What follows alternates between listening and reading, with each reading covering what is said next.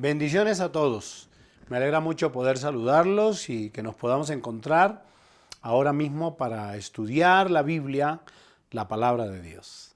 Este encuentro semanal nuestro en la Biblia y solo la Biblia, pues nos alegra que usted nos acompañe. Esperamos que a futuro pueda acompañarnos en nuestra comunidad, si está en Colombia, si está en Bogotá, pueda acompañarnos de una manera personal. Pero por ahora estamos aquí en línea y nos alegra mucho saber sus comentarios y nos alegra además lo que usted escribe para nosotros, inspirándonos y motivándonos a avanzar en el desarrollo de la enseñanza bíblica. Esta noche quiero compartir con ustedes la segunda parte de la palabra de Dios con el título Herramienta de Dios, o la Biblia, una herramienta de Dios para nosotros. La semana anterior estuve hablando acerca del origen de las Escrituras, diciendo que el origen de la Escritura es divino. Además, la Biblia es inspirada por Dios. Y luego entramos a una segunda parte donde preguntábamos ¿para qué es útil la palabra de Dios, la Biblia? Y concluimos en esta primera parte diciendo lo que Pablo escribe a Timoteo en la segunda epístola, en el capítulo 3, versículo 16-17, que es el que voy a volver a leer esta noche para que giremos sobre este pensamiento. Dice: toda la Escritura es inspirada por Dios y útil para enseñar, para redarguir, para corregir, para instruir en justicia, a fin, es decir, el propósito de que el hombre de Dios sea perfecto, enteramente preparado para toda buena obra. Terminamos diciendo que la Biblia era útil para enseñar y que al final estábamos diciendo que es dar advertencia para obrar en lo sucesivo. Y terminamos hablando de San Mateo capítulo 24, donde el Señor Jesús, los discípulos le preguntan ¿y qué señal habrá de estos tiempos? Y Él empieza a instruirlos acerca de lo que va a pasar y de qué manera debían actuar ellos. Hoy vamos a ir a la segunda parte. Dice que la utilidad de la Biblia o la utilidad de las Escrituras, dice, es útil para redarguir. Habría que pensar qué es eso de redarguir.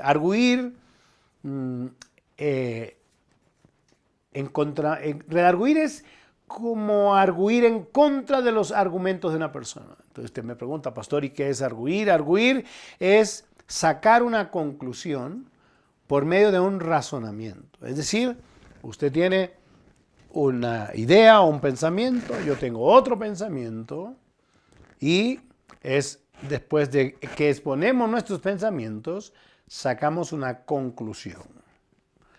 Redarguir es advertir, es advertir en contra de los argumentos de alguien. Podríamos pensar o podríamos ver en la Biblia en muchas ocasiones, muchos hombres, particularmente los judíos, enfrentaron al Señor Jesucristo con argumentos que realmente para ellos eran válidos, pero sus argumentos fueron destruidos por el argumento del Señor Jesús. Hay un pasaje que está en San Mateo, ¿sí? San Mateo capítulo 12. San Mateo capítulo 12. Déjenme, yo voy a leerlo. San Mateo capítulo 12, del versículo 23 al 26, porque me parece un tema muy interesante. San Mateo capítulo 12. Dice, hablando acerca se menciona aquí en este título la blasfemia contra el Espíritu Santo. Dice, entonces fue traído a él un endemoniado, ciego y mudo. Dice, y le sanó, de tal manera que el ciego y mudo veía y hablaba. Y toda la gente estaba atónita y decía, ¿será este aquel hijo de David? Mas los fariseos al oírlo, escuchen, los maestros de la ley, dijeron, este no echa fuera demonios, sino por Belzebú, príncipe de los demonios. Y dice el texto que el Señor Jesús, sabiendo los pensamientos de ellos, les dijo, todo reino dividido contra sí mismo es asolado, y toda ciudad o casa dividida contra sí mismo no permanece. Escuchen el argumento. Ellos están diciendo, él echa a los espíritus demoníacos por Belcebú. Y él, dice el texto, sabiendo sus pensamientos, les refuta lo que están diciendo. Todo reino dividido contra sí mismo es asolado y toda ciudad o casa dividida contra sí misma no permanece. Es decir, si el demonio o los demonios que tenía este hombre fueron expulsados por Satanás, entonces, eso es lo que normalmente en este tiempo llamamos fuego enemigo. O perdón, fuego amigo. Fuego amigo. ¿Qué significa eso de fuego amigo? Pues que los de un mismo partido se están atacando, o los de una misma familia se están atacando, que no debe ser, porque ¿cómo así? Estamos listos a recibir el fuego enemigo, pero no el fuego amigo. Y estos están diciéndole al Señor Jesús que Él echa fuera los demonios por Belcebú. Y entonces Él les dice, y si Satanás echa fuera a Satanás, contra sí mismo está dividido. ¿Cómo pues permanecerá su reino? Es decir, no puede ser. Y si yo echo fuera a los demonios por Belcebú, ¿por quién los echan vuestros hijos? Por tanto, ellos serán vuestros jueces. Pero si yo por el Espíritu de Dios echa fuera los demonios, ciertamente ha llegado a vosotros el reino de Dios. Ahí hay un argumento que se combate, que se destruye solamente con otro argumento muy fuerte mostrado por el Señor Jesús a aquellos hombres. De tal manera que la Biblia dice que estos luego querían perseguirle y querían matarla, y muchos de ellos mientras él hablaba rechinaban sus dientes porque no resistían, y dicen, este habla como quien tiene ¿qué? Autoridad. Porque estaba hablando Jesús, el Hijo de Dios. Hay un texto también en 2 de Corintios, capítulo 10, versículo 4 y 5, que habla acerca de argumentar. Porque las armas de nuestra milicia no son carnales, sino poderosas en Dios para la destrucción de fortalezas, derribando argumentos y toda altivez que se levanta contra el conocimiento de Dios, y llevando cautivo todo pensamiento a la obediencia a Cristo. Observen lo que venimos diciendo. Nuestros argumentos, nuestras armas no son carnales, no son intelectuales, son espirituales, son poderosas, escuche lo que dice el texto, poderosas en Dios, ¿para qué? Para destrucción de fortalezas y contra todo pensamiento o argumento que se levante en contra de Cristo. Ahí está, vamos a encontrar mucha gente que va a querer argumentar y preguntan. Los jóvenes en su disolución de este tiempo preguntan si Dios existe y por qué razón y por qué entonces la vida pasa así y por qué entonces los pobres son pobres y por qué los ricos son ricos y por qué los unos tienen más que los otros. Y utilizan todos estos argumentos para querer justificar dos cosas, su incredulidad, su comportamiento, y para desvirtuar el poder y la presencia de Dios. Pero todo esto tiene explicación bíblica. Desde el principio la Biblia dice claramente que Dios hizo al hombre y hizo a la mujer, y que les dio toda la potestad y todo el dominio y les dio libre albedrío, y que ellos tenían la facultad de decidir, de obedecer o de no obedecer. Esa es una de las, yo digo que sin igual, no hay ninguna característica o ningún don más grande que la libertad de elegir. El hombre eligió el pecado y la muerte. Desde el principio se observa. La injusticia social, el maltrato, todo esto lo eligió el hombre, no Dios. Entonces todo lo que vivimos es consecuencia de lo que elegimos, aun cuando todos nos pusieron en el mismo plano para hacer disfrutar. Ustedes lo saben a la luz de la Biblia. Entonces esos argumentos son destruidos ni siquiera con nuestro intelecto. En las universidades quieren justificar el no creer en Dios porque pretenden meter a Dios en un tubo de ensayo. Dios no entra en un tubo de ensayo. No entra en un tubo de ensayo. Él está por encima de eso. Pero bueno, una de las tareas de la palabra de Dios es llenarnos de conocimiento, llenarnos de argumentos para defender nuestra fe. Bien es el mismo apóstol Pedro en la primera epístola a la iglesia, primera de Pedro, capítulo 3. Mencionando, dice esto: ¿y quién es aquel que os podrá hacer daño si vosotros seguís el bien?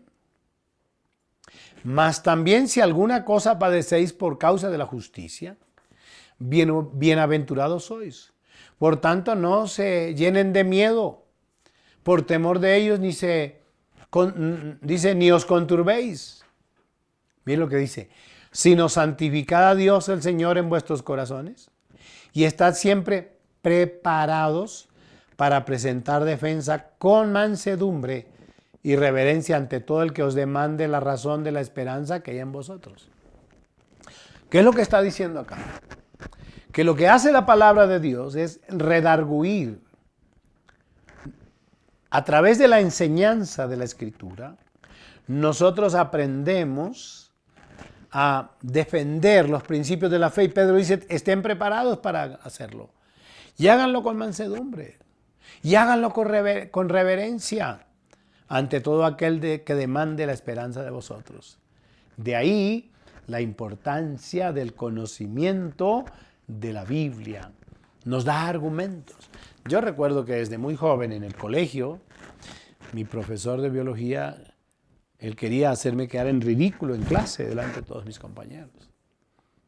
Pero gracias a Dios, porque aun cuando yo no tenía sino 11 años, yo tenía 11 años cuando entré a sexto grado, 10 años algo, primero de bachillerato decíamos en ese tiempo, yo conocía la Biblia, había leído la Biblia, me habían preparado para argumentar sobre la Biblia. Y yo pude hacer defensa de mi fe todo el tiempo. Mi profesor se burlaba de mí, me decía trejos, casi me quería hacer perder la materia, me maltrataba. Años después, cuando fui a Cúcuta, porque era en Cúcuta, encontré que mi profesor de biología, el que más me atacaba, estaba en la iglesia. Y dijo: Trejos, la palabra, lo que tú decías teniendo 11 años, yo me burlaba de ti porque no quería sentir que no era capaz de defender lo que yo pensaba. Pero cada una de tus palabras me quedaron en la mente y en el corazón. Tuve un cáncer a punto de morirme y aún muriéndome me acordaba de lo que decías de Dios y de la Biblia. Acepté a Jesús como Señor y Salvador, me restauró y aquí estoy. Ya mi profesor de biología, pues por obvias razones de la vida, ya falleció. Pero esa palabra argumentada con reverencia, con conocimiento de Dios, permitió a mi profesor llegar a Cristo. Esto es lo que hace la palabra de Dios. Corregir. Luego dice el texto: enseñar, redarguir. Dice para corregir. El versículo dice para corregir. ¿Qué es corregir sino hacer modificaciones al comportamiento? ¿Qué es corregir? Es ordenar, poner en el orden real o natural las cosas. Hacer modificaciones al comportamiento humano para que haya una transformación interna o externa. Cuando uno lee la Biblia se da cuenta. San Pablo, hablando de esto, dice: de modo que si alguno está en Cristo, nueva criatura es. ¿Por qué? Porque ahora yo vivo en Cristo, porque ahora yo tengo otra visión de las cosas, porque yo corregí mi camino. Ya el proverbista había dicho: hay caminos que al hombre parecen derechos, pero que su fin es camino de muerte. Es corregir nuestro camino. Acuérdense, creo que Angie tiene también. Jesús dijo a la mujer que iba a ser apedreada. ¿Se acuerdan? San Juan capítulo 8, versículo 3 al 11. Creo que yo no le entregué ese texto a Angie. San Juan capítulo 8, versículo 3 al 11. Yo ya lo tengo acá. ¿Se acuerdan la mujer adúltera que todo el mundo iba a ser apedreada y esperaba ser apedreada, pero que nadie fue capaz de levantar una sola piedra contra ella? El Señor le dice, enderezándose Jesús y no viendo a nadie sino a la mujer, le dijo: mujer, ¿dónde están los que te acusaban? ¿Ninguno te condenó? Porque él dijo: el que se sienta sin pecado tire la primera piedra. Ella dijo: ninguno, Señor. Entonces Jesús le dijo, ni yo te condeno, escuchen esto, vete y no peques más. Es decir, corrige, cambia tu camino. Ese es lo que está diciendo el texto. Cuando Pablo dice a Timoteo que esta palabra es útil para corregir cuántos comportamientos de nosotros equivocados durante tanto tiempo. Y a veces ni siquiera somos culpables, porque es la tradición de nuestra familia. Yo escuché a alguien que dice, es que mi abuela hacía así, y como mi abuela hacía así, así hago yo, y así harán mis hijos. Alguna vez le hablé a alguien acerca de la idolatría. Le dije que la idolatría era pecado, porque Dios dijo, no te harás ninguna imagen, ni semejanza de lo que esté en la tierra, ni de lo que esté en el cielo. Digo, pues yo no sé, pero igual eso me lo enseñó mi abuela, y mi abuela se la enseñó mi bisabuela, y yo lo aprendí, y yo lo hago, y yo se lo voy a enseñar a mis hijos. Pero es pecado. A Dios no le agrada. Pues no quiso corregir su camino. San Pablo, cuando escribe la carta a los Efesios, y vamos a leer varios versículos allí, Efesios capítulo 4, le está hablando a la iglesia de Éfeso, y escuche lo que les dice con respecto al cambio que ellos tienen que tener. Versículo 25. Por lo cual, desechando la mentira, hablad verdad cada uno con su prójimo, porque somos miembros los unos de los otros. Entonces, miren eso, corrija su camino, deseche la mentira y diga la verdad. Versículo 26. Airaos, pero no pequéis, no se ponga el sol sobre vuestro enojo. Airaos, pero no pequéis. Es natural que nos dé ira. Es natural que el comportamiento de personas, del gobierno, nos dé ira. Las injusticias nos dan ira. Pero las injusticias y los maltratos no tienen por qué llevarnos a pecar. Dice, y no se ponga el sol sobre vuestro enojo. Versículo 27. Ni deis lugar al diablo. Ni deis lugar al diablo. ¿Qué es lo que sucede? Generalmente, cuando guardamos esa ira, entonces terminamos maltratando, dañando, destruyendo, y muchos terminan en la cárcel. Y Satanás, nuestro adversario, el diablo, que anda como león rugiente buscando a quien devorar, entonces termina feliz porque tu hogar quedó tambaleando, porque tu familia, porque tus hijos, porque tu esposa quedó herida, tu esposo quedó herido. Ahí está. Versículo 28. El que hurtaba no hurte más, sino trabaje, haciendo con sus manos lo que es bueno, para que tenga que compartir con el que padece necesidad. Escuchen eso. No se dediquen a robar, a hurtar. Trabajen. ¿Estaba oyendo?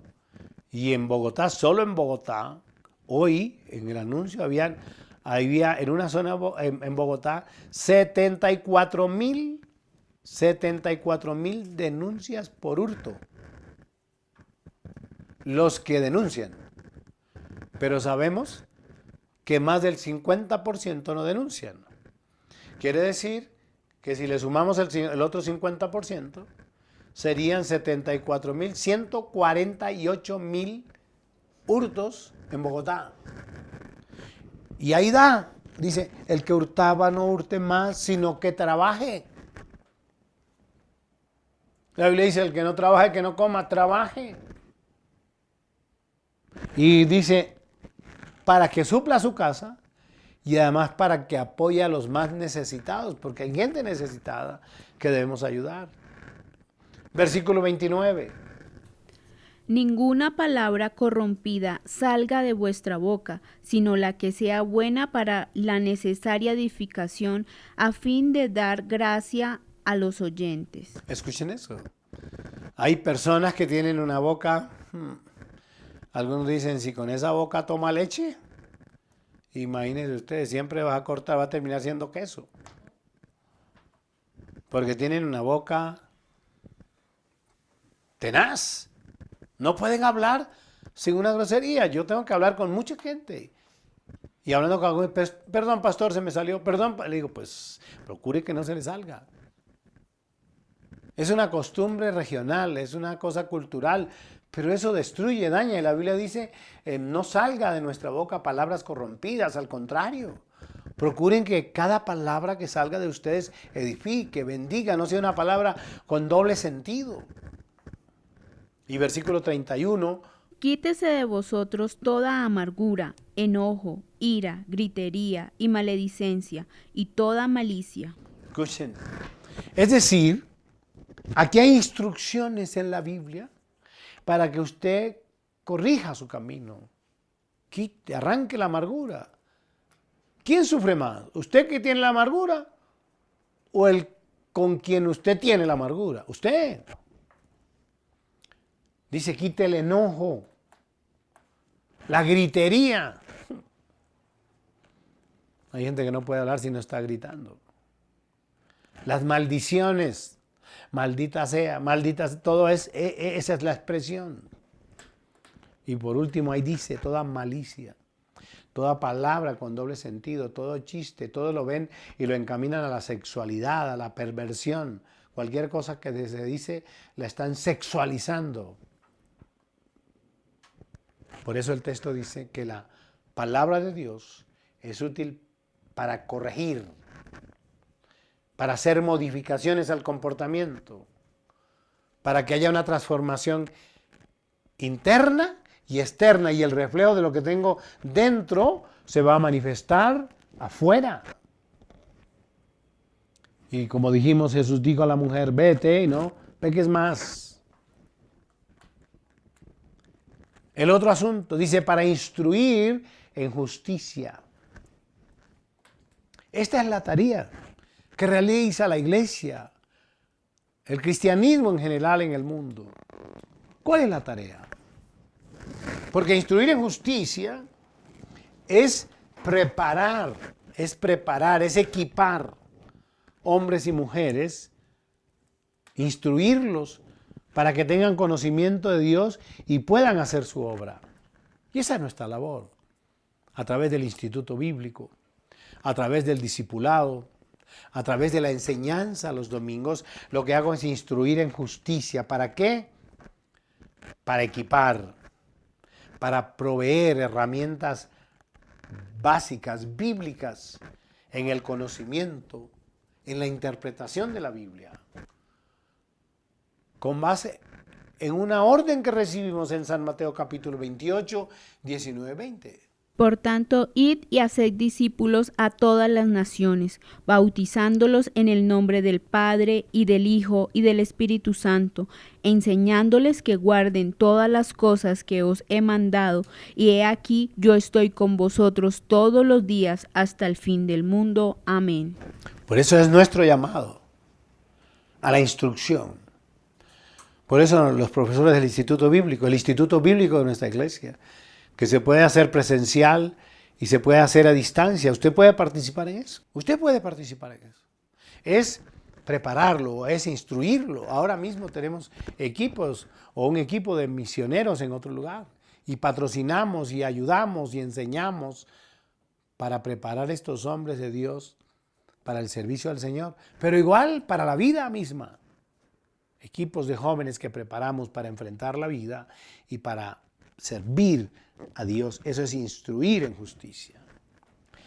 Y el versículo 17, que es el último versículo que vamos a tocar esta noche, dice, a fin de que el hombre de Dios sea perfecto, enteramente preparado para toda buena obra. Escuche eso. A fin de que el hombre de Dios, está el texto hablando de hombres de Dios. Está hablando de creyentes en Dios, en creyentes en Cristo. La Biblia tiene un origen, tiene una utilidad y tiene un propósito. Que el hombre de Dios sea perfecto. ¿Usted me dirá perfecto en toda la expresión de la palabra? Seguramente que no, porque mientras vivamos en esta carne, vamos a tener equivocaciones y errores. Claro que sí, las vamos a tener. Pero cuando hablamos en ese concepto de perfección, estamos hablando de un modelo de comportamiento distinto a los demás. Yo tengo que reconocer que muchas personas se han acercado a mí para decirme, pastor, gracias por guiarnos. Gracias por enseñarnos. Hace algún tiempo un miembro de mi iglesia, que se llama Yesid, en un diciembre, el 31 de diciembre, en la puerta de la iglesia, vino. Aquel día me trajo un regalo especial. Me dijo, pastor, gracias por enseñarnos. Gracias por guiarnos. Gracias por instruirnos. Gracias por orar por nosotros, por mi familia, por mi esposa, por mi hija. Porque desde que empezamos a oír y a oírlo enseñar y ver su preocupación por nosotros, por la iglesia, por nosotros a título personal también, nuestra vida ha cambiado. Y sí, recuerdo eso porque ha cambiado. Cuando Jessy y Nancy vinieron a la iglesia, vivían juntos. Ahora están casados. Fueron bautizados. Ahora su hija es miembro de nuestro equipo de alabanza y de teatro y juvenil, una niña muy interesante. Y debo traerlos a colación hoy. Porque es que ese es el propósito de Dios con la Biblia. Dice que el hombre de Dios sea perfecto y que además esté enteramente preparado para toda buena obra. Mi amigo, mi hermano, la Escritura, la Biblia, la palabra de Dios te prepara para enfrentar los tiempos finales en que vivimos. Acude a la Biblia como manual de comportamiento, de vida, de dirección. Todos los temas están en la Biblia. La Biblia dice, hablando el Señor, dice, escudriñad las Escrituras, porque en ellas os parece que tenéis la vida eterna, y ellas son las que dan testimonio de mí. Te animo para que leas todos los días la Biblia. Te animo para que leas un texto, o dos, o un capítulo. Puedo enviarte un listado completo para que puedas leer la Biblia en un año. En un año. Te lo puedo enviar. Solamente escríbenos, y si no tienes una Biblia, te puedo enviar la Biblia también. Te puedo enviar la Biblia también. Si no eres un creyente en Cristo y apenas estás escuchando esto, escríbenos y nosotros enviaremos una Biblia y enviaremos una guía para que puedas leer la Biblia en un año. ¿Y por dónde empezar? ¿Por dónde debes empezar? Pero permite que esta herramienta que Dios ha dejado para nosotros, para que podamos vivir conforme Él desea y para enfrentar los tiempos que vienen, te sirvan. Te bendigo esta noche. Te animo a seguir compartiendo con nosotros este tiempo de estudio bíblico. Quiero hacer una oración ahora para que Dios te guíe. Padre maravilloso, gracias. Gracias por los hermanos y los amigos que nos acompañan en este estudio bíblico. Que ellos puedan, Señor, visualizar, ver que la Biblia, la palabra de Dios, esta espada de dos filos, es útil, beneficiosa para nuestra vida. Toca cada corazón y bendice cada vida. Te lo pido, Padre, en el nombre de Jesús. Amén. Bendiciones a todos y gracias por su compañía.